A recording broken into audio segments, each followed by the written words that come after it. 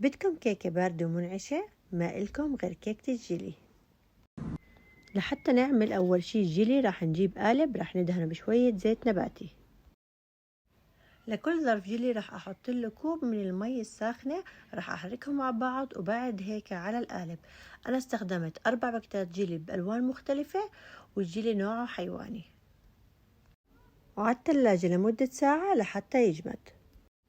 3 أكواب حليب مع معلقة فانيلا، معلقة كريمة بودرة، و3 معالق من السكر، وراح نحركهم على البارد وبعد هيك على النار لحتى يسخن. وبس يسخن معانا راح نضيف 3 معالق من القشطة. حنطلع الجيلي وراح نقطعه على شكل مكعبات. 4 معالق من الجيلاتين البودرة راح أدوبهم بكوب مي دافية. راح أدهن القالب يلي راح أحط فيه الحلو بشوية زيت نباتي خفيف.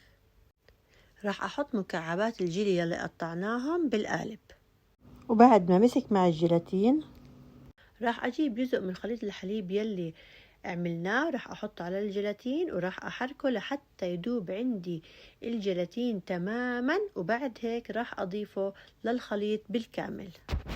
بضيف الخليط على الجيلي. إذا بدكم إياه يعمل طبقات مثل ما كان قدامكم بالفيديو راح نحط الخليط دافي مش سخن، وإذا بدكم يطلع مثل المزيك لازم الخليط نخليه يبرد تماما وعلى الثلاجة لحتى يتماسك. بنفكفك الأطراف وبنقلبه.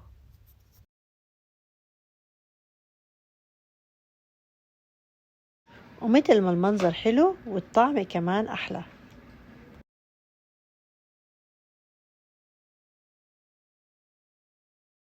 جربوا هالوصفة، متأكدة رح تعجبكم. وعليكم بالعافية.